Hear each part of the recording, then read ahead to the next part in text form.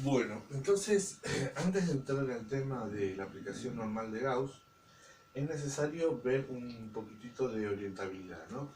Es la sección 2.6 de la página 102. Una superficie este, como la cinta de Moebius tiene un problemita. Acá entonces tenemos dibujado un individuo que en una mano tiene una flor. Ya sabemos cómo es la cinta de Moebius, entonces acá estamos dando vuelta, estamos haciendo el enrosque de la cinta de Moebius y seguimos entonces al individuo en forma continua. Acá lo empezamos a torcer un poquitito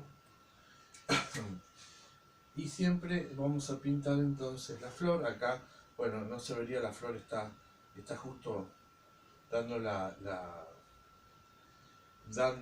vueltita.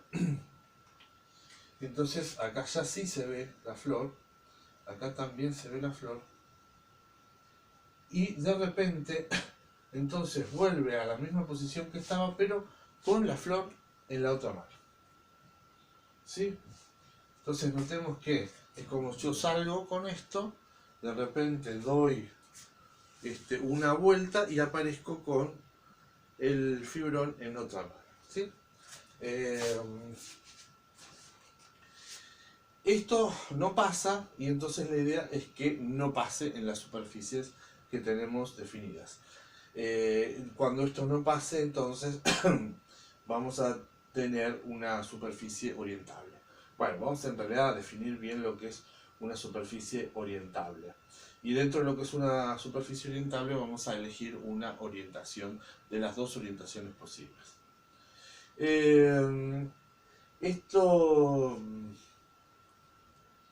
es interesante porque un modelo del universo dice que si nosotros arrancamos justamente en línea recta y si tuviéramos la capacidad de ir más allá de la velocidad de la luz, y etcétera, etcétera, apareceríamos del otro lado, pero habiendo eh, siendo, digamos, habiendo pasado por un espejo. Entonces, siendo en realidad no nosotros, sino un reflejo de nosotros mismos. Tendríamos que el corazón del lado derecho y si todas las marcas de un lado, los tatuajes aparecerían del otro lado. Seríamos nosotros, pero en una forma reflejada. ¿Sí? Eso es creo que sería un mundo, digamos, donde topológicamente sería un espacio proyectivo. Bien, entonces, para que esto no pase, lo que le pedimos a una superficie es poder definir un campo normal, o sea, un campo de vectores ortogonales, unitarios, ¿sí? Un vector ortogonal, ortogonal es ortogonal al plano tangente. Unitario de longitud 1. Y pedimos entonces poder definir eso en todos los puntos.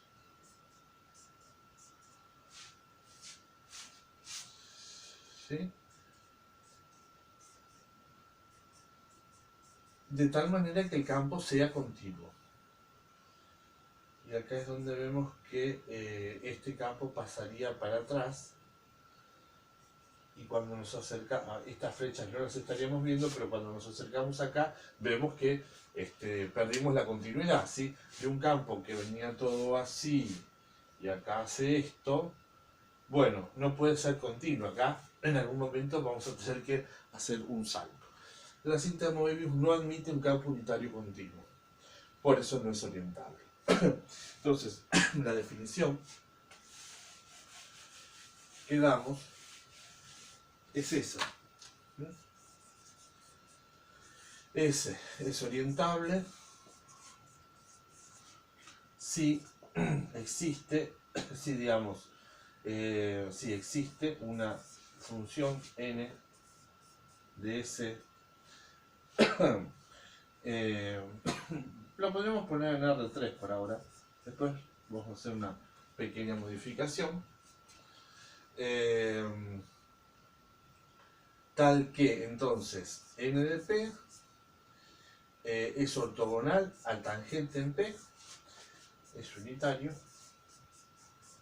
sea, tiene norma 1 y n es continuo. Continuo con la topología, digamos con las topologías de S, que no la tenemos bien definida, y la topología de R3, pero la idea es que no haya ningún salto. Bueno, entonces, ¿qué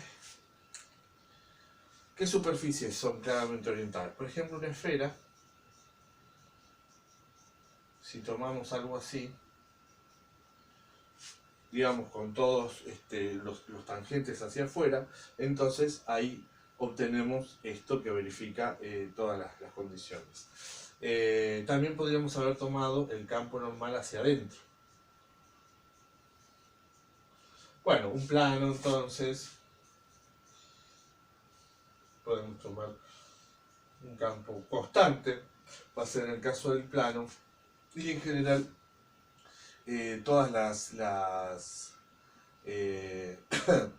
todas las superficies que hemos visto, salvo la botella de Klein y la cinta de Moebius, son todas orientables. Bien, cuando S es conexa, entonces en realidad tengo siempre dos alternativas para el campo. Si es orientable tengo este campo y el opuesto, entonces menos NDP, entonces es otro campo que va a cumplir exactamente las mismas condiciones. Elegir una orientabilidad, una orientación para S, es elegir uno de los dos campos posibles. ¿Sí? Entonces decimos que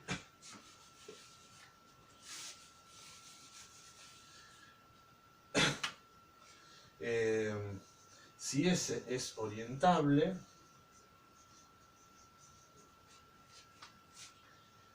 decimos que está orientada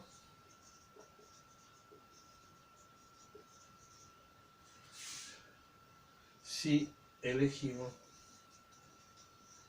un campo con esa propiedad. ¿Sí? Si tuviera más de una componente conexa, entonces no existen dos campos, sino que existen más campos. Pero con una componente conexa, entonces siempre existen nada más que dos. Pensemos en el cilindro, por ejemplo. Podríamos tomar los vectores normales hacia afuera o tomarlos hacia adentro. Y ambos campos van a verificar todo esto. Bien. Si bien esta es la definición, uno se queda pensando qué tiene que ver esta definición con lo que dijimos de la florcita de una mano en la otra. Y es interesante entonces una pequeña definición alternativa que dice que S es orientable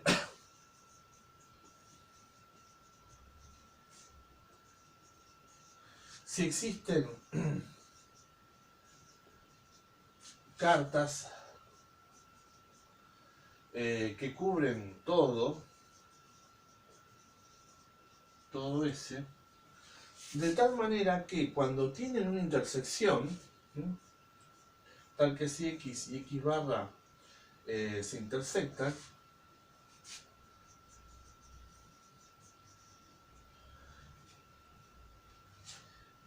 entonces, si tomo un punto de la intersección, pensemos entonces lo siguiente: tenemos la superficie, tenemos una carta, tenemos la otra carta, lo podemos hacer con colores. A ver, entonces, tenemos una carta y tenemos otra carta de X y X barra. En los puntos, los vectores tangentes, entonces, los vectores tangentes en una van a ser XU y XB, ¿sí? Una base ordenada, pensándola en este sentido. Y por ejemplo, acá van a ser XA y XB. La X barra, bueno. lo que tiene que pasar es que las dos bases tienen que estar orientadas de la misma manera en el plano tangente, ¿sí? Pensemos entonces en que estas son para un punto P en la intersección. Bueno, acá tenemos entonces el plano tangente y vamos a tener por un lado entonces los vectores, numerándolos 1 y 2, ¿sí? 1 y 2, y los vectores 1 y 2 azules, 1 y 2. Bueno, resulta que dos vectores que forman una base le dan una orientación al plano. ¿Cómo es esto?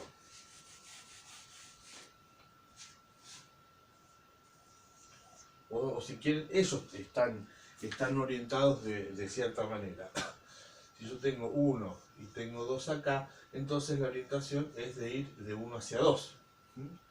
Entonces vemos que esta le dio una orientación, visto desde este lado, antihorario.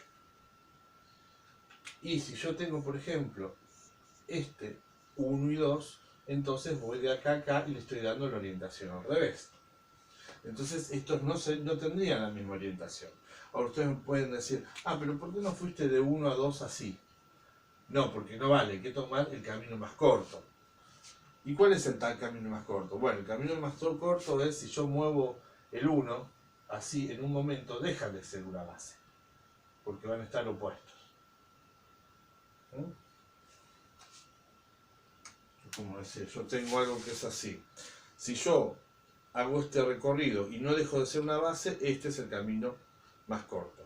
Pero en cambio, yo haciendo así, dando toda la vuelta, en un momento esto dejó de ser una base. Bien. Entonces, la idea es que la orientación, entonces, de estas dos bases, para todos los puntos de la intersección, sea la misma. Y el chiste entonces es que estas cartas me vayan cubriendo toda la superficie y pueda, digamos, tener esta concordancia de las orientaciones en toda la superficie. Bueno, es muy fácil ver que a partir de esta definición surge la otra que vimos. ¿Por qué? Porque si nosotros multiplicamos ahora XU por XB y normalizamos, entonces estamos definiendo un normal. Pero claro, este normal lo estamos definiendo solamente para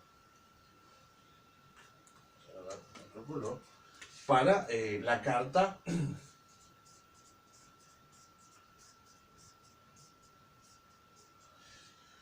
el dominio de la carta X. Nosotros acá podríamos hacer lo mismo. Entonces vamos a agarrar otro color. Y entonces, haciendo XA por XB, también normalizando, entonces definimos un normal, pero sobre el dominio de esta carta. Bueno, ¿y qué pasa en la intersección? Bueno, en la intersección, simplemente como yo estoy hablando de vectores ortogonales y unitarios al plano tangente, entonces puede ser que sean el mismo o sean opuestos. Justamente como tienen la misma orientación, los dos van a ir para el mismo lado. Entonces en este pedacito va a dar lo mismo definirlo de esta forma o de esta forma porque van a ser el mismo vector. ¿Sí? Acá entonces tanto el de este como el de este se superponen y es el mismo. Y es así que puedo construir todo el campo usando todas las cartas, y en las intersecciones no me preocupo porque en todas las intersecciones la orientación es la misma. Entonces de acá sale la existencia del campo ortogonal. La recíproca es un poquito más difícil. Bien.